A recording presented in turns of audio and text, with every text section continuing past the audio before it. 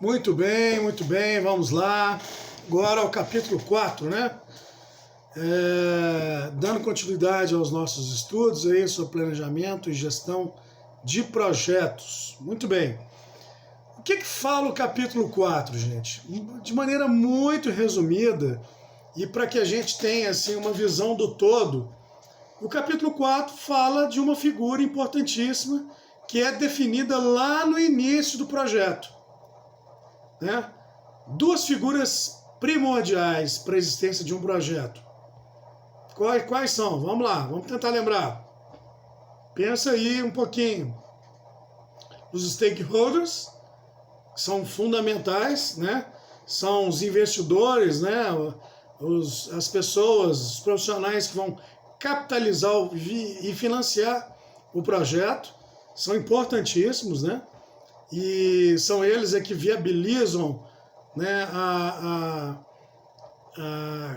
execução do projeto. E, na verdade, quem vai dar o tom de como o projeto vai ser aplicado na prática é a figura de quem? Do gerente de projeto. Então, essas duas pessoas aí, claro que existem muitas outras partes importantes, mas são dois integrantes assim, fundamentais, os stakeholders, os investidores, e o gerente do projeto. Então, esse capítulo 4, basicamente, ele fala sobre o gerenciamento do projeto. Então, tem a ver com questões relacionadas a obrigações, características, preocupações do gerente de projeto. E que, querendo ou não, vai voltar em questões que nós já tratamos lá nos capítulos anteriores. Né? O gerente de projetos, como ele vai estar em todas as fases, né, analisando e gerenciando todas as fases, ele vai participar de tudo. Né? Quais seriam as tarefas, né, básicas? Né? Nós temos aí executar, monitorar e controlar conforme definido o plano de projeto. Fazer o status report periodicamente conforme definido o plano do projeto. Esse report geralmente são os stakeholders. O investidor quer saber como que seu investimento está sendo aplicado na prática. Né? Ele não só investe, vai embora e esquece, não. Ele acompanha. Né?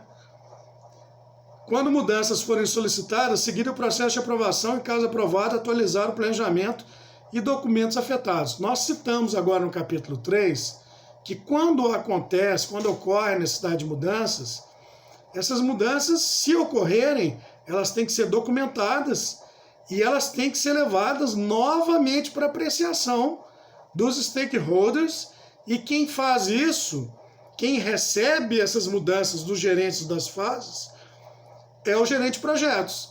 Então ele é o intermediador entre os representantes responsáveis pelas fases, né, e os stakeholders. O gerente de projeto, então, faz essa ponte de comunicação entre essas duas partes. Né?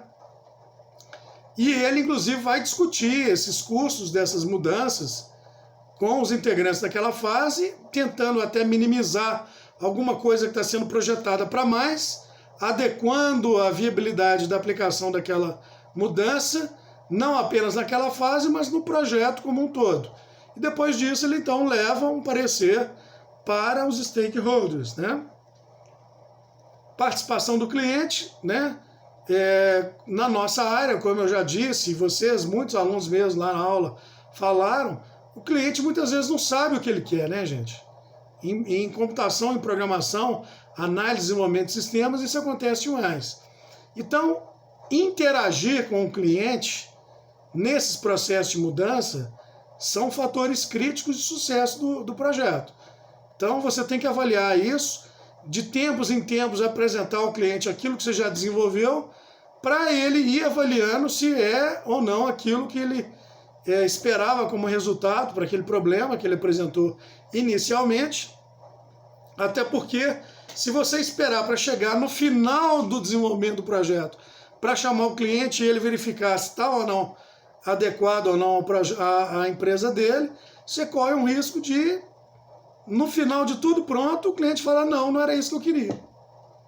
E aí, como é que você fica? como é que ficam os custos, as etapas todas que foram cumpridas. Você corrigir coisas prontas, eu já falei em programação, em computação, e até mesmo, por exemplo, num projeto, você termina um prédio, aí quando você vai entregar para os clientes, o cliente fala, não, mas eu queria 3 suítes, você fez só 2. Eu não queria só 2 banheiros, eu queria 3. Como é que você vai quebrar o prédio inteiro para fazer um banheiro e modificar um prédio já pronto? Numa casa já dá problema, imagina num prédio, no edifício. Então são coisas que tem que ter a participação do cliente, o cliente tem que estar ciente daquilo que está sendo modificado e você tem que estar constantemente aí gerenciando essas questões, tá bom? Processo proativo, né, do gerente de projetos, né, na governança do projeto, fazer com que haja comprometimento dos membros da equipe nas entregas e nos marcos, né, delineados no cronograma de cada uma das fases do projeto, né? Execução dos checkpoints especificados para validação das entregas. Se você tem um checklist, tem um cronograma, a cada um dos itens do checklist existe um prazo. E você verificar se está sendo cumprido ou não faz parte da obrigação de uma das tarefas do gerente de projetos, né? Isso é muito importante, né? Documentação dos problemas identificados. Então, se há necessidade de mudanças, elas têm que ser documentadas, os custos avaliados, as implicações de mudança no projeto têm que ser avaliadas e, feita a documentação, o gerente de projetos, então, vai encaminhar, né, essa documentação com um orçamento de custos e de prazos para viabilizar, de repente, um novo investimento do stakeholder, né, do aplicador do projeto, ok? E aqui fala-se de novo na gestão dos riscos, né? E implementação das atividades em resposta aos riscos. Então, a partir do momento que você tem a gestão de riscos, o gerente de projetos vai o tempo todo avaliar se algum dos riscos delineados aconteceram. E se aconteceram, a previsão das soluções tem que ser postas em prática o mais rápido possível, né? Monitorar prazo e custo é uma obrigação do gerente de projetos, né?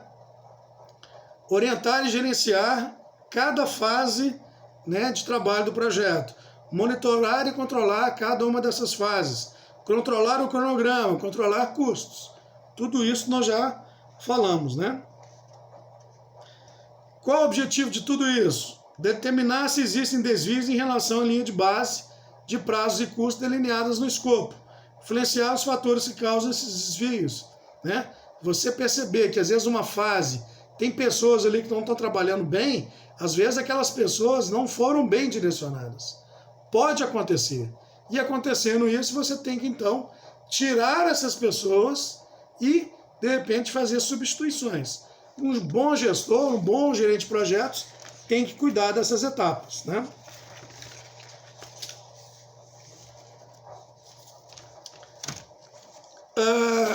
É citado no capítulo 4 como uma necessidade do gerente de projetos também controlar o escopo, né? Realizando o controle integrado de mudanças quando acontecem. Nós já falamos isso e vamos falar novamente. Surgindo mudanças, o gerente de projetos tem que analisar os impactos e custos dessa mudança, né? E, a partir disso aí, colocar em prática as necessidades que estão sendo identificadas, aventadas, né? Isso aí é algo muito, muito importante, né? Outro item aqui apontado como fundamental para o gerente de projetos é o controle da qualidade, a gerência da qualidade. Então, cabe a ele realizar a garantia da qualidade, controlar a qualidade e validar o escopo. Lembrando, escopos bem definidos minimizam muito o quê? Necessidade de mudança e a garantia da qualidade, tá bom? Então, um projeto em que o escopo foi bem definido, ele vai precisar de poucas mudanças. O gerente vai trabalhar, vai controlar a qualidade, vai controlar as mudanças, mas elas vão acontecer em menor quantidade. Vão acontecer porque, inevitavelmente, a coisa mais difícil, gente, é um projeto ser planejado, orçado, e ele ser 100% aplicado na prática, sem mudança nenhuma. No Brasil, como a gente já citou, isso é um fato raríssimo. Todos os projetos aqui são mal delineados, geralmente superfaturados, caixa 2, e sempre no meio dos projetos aparecem dificuldades e problemas que aumentam o custo e o prazo de entrega de maneira exorbitante. Mas um projeto bem controlado, bem planejado, dentro de um contexto sério, e por isso é necessário se ter essa gerência de projetos, e com um escopo muito bem definido, né? Lembrando que no escopo estão o quê, gente? Definição dos stakeholders, do orçamento, do cronograma, definição de responsáveis. É um planejamento inicial básico, que contempla tudo, né?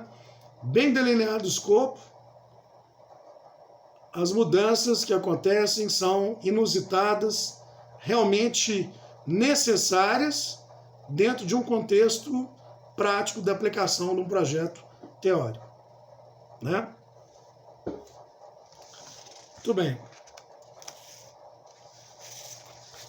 Temos aí um dos itens finais, né, desse gerenciamento, é o gerenciamento das partes interessadas, né? Aí a gente cita aqui no documento assim: mobilizar a equipe do projeto, desenvolver a equipe do projeto, gerenciar a equipe do projeto, gerenciar o engajamento das partes interessadas. O gerente de projeto tem que ter todos esses know-hows. Tem que ser aquela pessoa que tem uma fácil comunicação, tem que ser uma pessoa que chega e ele dialoga facilmente com as pessoas, tem que ser uma pessoa que consegue envolver a equipe, ele tem que ter um envolvimento para trazer as pessoas próximas dele, tem que trazer e inspirar confiança, e inspirando confiança ele tem que ter esse perfil mesmo de amigo, de ouvinte, de saber ouvir também, né? As reivindicações das equipes, das fases, né? Os integrantes das fases, de maneira tal que haja o engajamento de todo mundo para que os planejamentos sejam cumpridos na prática, né? Isso aí é muito importante, que o gerente de projetos tenha essa visão e saiba aplicar na prática esses conceitos, né? E aí, a gente tem aqui uma abordagem onde fala o seguinte: o processo padrão de gerenciamento de projetos é formado pelos seguintes passos. Número 1, membros da equipe do projeto informam ao gerente de projetos os problemas do projeto. O gerente de projeto deve descrever o problema, identificar as ações requeridas para resolver o problema, responsável e data prevista para cada opção, comunicar os responsáveis e acompanhar a resolução do problema. Todos os problemas necessitam ser revistos periodicamente. O gerente de projeto é responsável por armazenar todos os problemas e seu histórico em log de problemas, né? Com base na gestão de riscos. Quando o problema for resolvido e verificado, o gerente de projeto registra quando o problema foi resolvido e fecha o problema. Então é ele que vai dar o tom de, sendo, por exemplo, pode ser até que ele não seja a pessoa que identificou o problema numa fase, mas a partir do momento que alguém de uma fase apontou o problema, o responsável, por exemplo, daquela fase, apontou o problema, o gerente de projetos tem que ir para ali, tomar ciência daquele problema, identificar junto com o responsável pela fase o que é necessário para sanar o problema, inclusive verificando se aquele problema estava pensado na gestão de riscos, e a partir disso aí, estabelecer junto com esse responsável pela fase formas de resolver o problema. Identificada a solução e ela sendo concretizada, quer dizer, o problema sendo sanado, tem que haver um documento que encerre aquele problema, né? Até porque aquele problema vai tomar um custo, às vezes um orçamento, e vai, às vezes, levar um tempo. Então, terminado o problema, tem que ter realmente um log que finalize um documento que formalize que aquele problema foi concluído, né? Gente, essas etapas, elas são muito importantes, e uma empresa de desenvolvimento de software que segue à risca o desenvolvimento de projetos, levando como base esses requisitos, essas fases, esses pormenores, claro que a gente vai entrar numa outra parte do ciclo de vida de um sistema que envolve outras questões que nós vamos já trabalhar a parte de desenvolvimento de software. Aqui nós estamos falando de projeto como um todo, né? Da parte burocrática, documental e, enfim. Poucas empresas do Brasil de desenvolvimento de software trabalham de maneira séria com gerenciamento de projetos. Mas essa área é uma área que está crescendo no Brasil, e as grandes, médias e boas empresas que querem realmente fazer e prestar serviços de qualidade têm implementado cada vez mais a gestão de projetos. Então, para vocês que são profissionais, futuros profissionais da computação, ter esses conceitos consolidados, ter noção das necessidades que um projeto deve atender, né? A criação do checklist, dos pontos de gestão de riscos, a previsão de soluções. Quem planeja tudo isso de maneira adequada, né, tem isso bem consolidado, é um profissional requisitado no mercado. Hoje, um dos empregos mais apontados aí como sendo necessidades de mercado é um bom gerente de projetos. Quem tem, às vezes, uma certificação nessa área é um profissional extremamente requisitado para fazer trabalhos dessa natureza.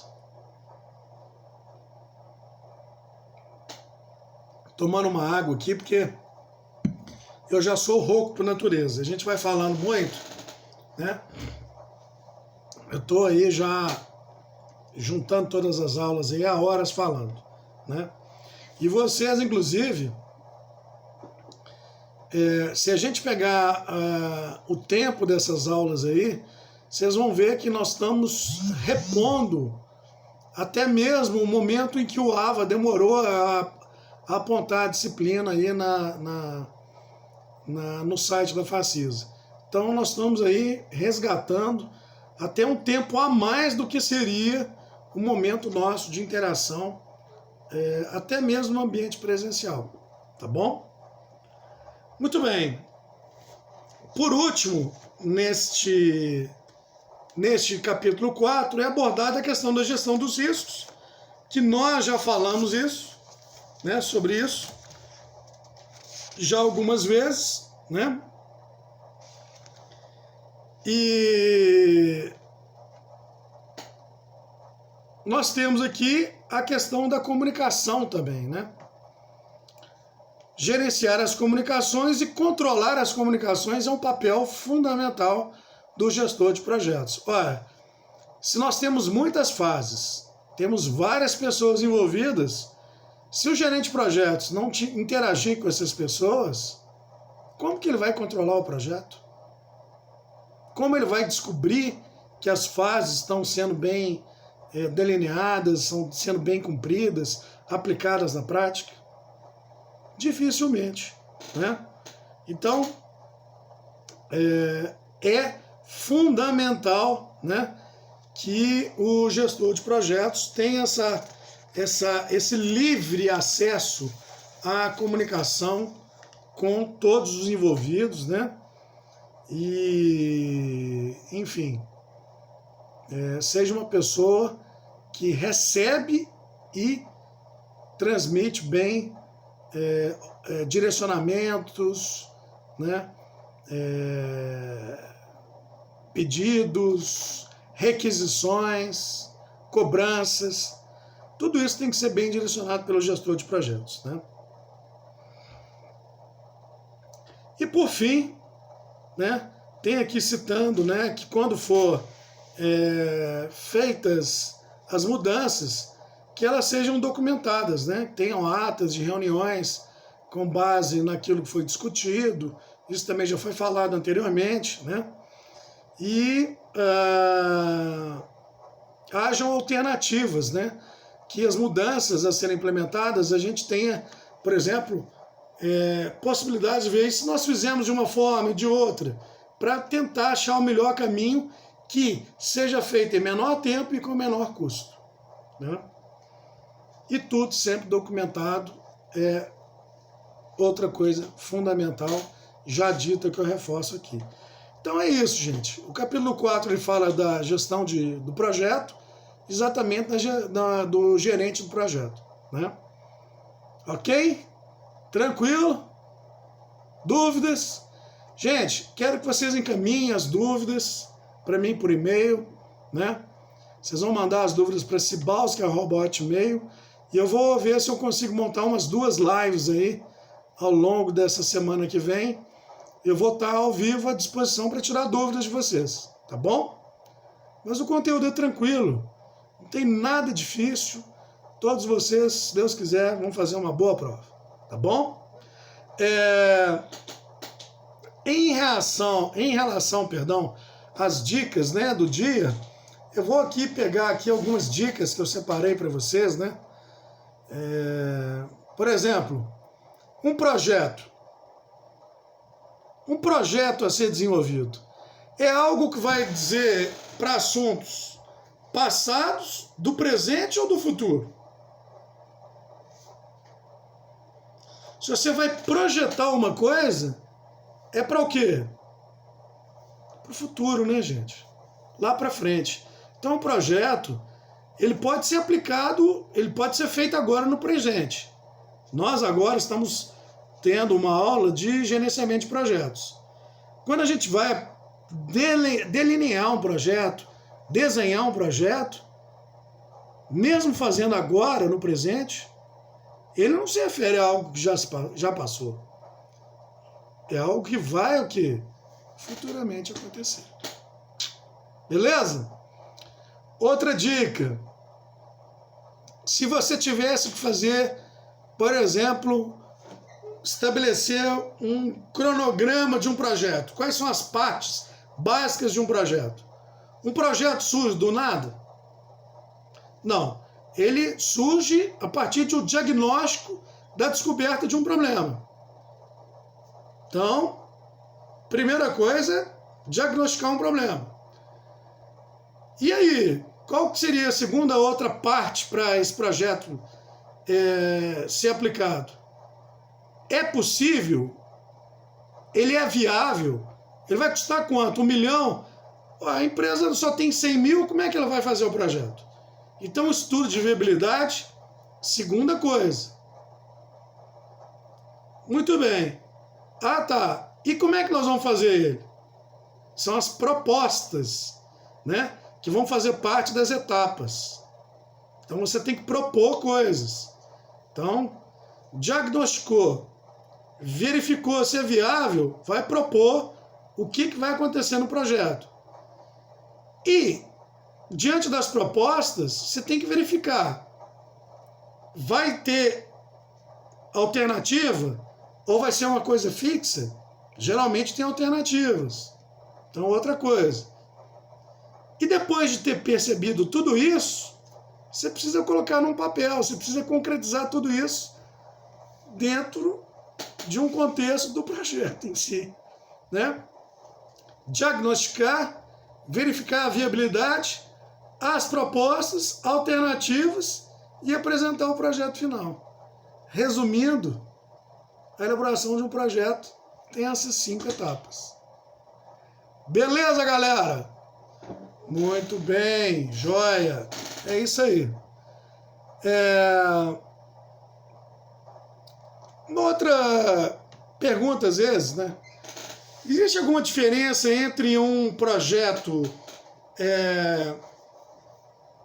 público para um privado? Um projeto acadêmico? Tem algumas características, né? Mas, de maneira geral, são projetos que podem seguir, de maneira geral, as mesmas fases e necessidades. A única coisa, às vezes, que vai mudar é que no privado, os stakeholders, né, podem ser menos burocratizados no investimento. Por exemplo, no caso de um projeto público, igual nós tivemos aí um período das chuvas, né, em que várias ruas foram danificadas, pontes caíram, né, ruas, casas com problema e tudo. Às vezes é necessário que hajam licitações. Então, para que um projeto seja colocado em prática, a lei exige que tenha 3 propostas, tem que avaliar qual delas tem um custo-benefício melhor, né? O custo seja menor e o benefício maior. Então, existem peculiaridades, mas no geral, né, todos os projetos basicamente seguem mesmos trâmites e as regras estabelecidas para o desenvolvimento do projeto, né, o PMBOK, por exemplo, a bíblia do desenvolvimento de projetos, serve para todos os ambientes, público, privado, acadêmico. As aplicações, peculiaridades, claro, são adaptações necessárias, mas ambos valem para todos, tá bom? Finalizando, capítulo 4. Um abraço. Fiquem com Deus.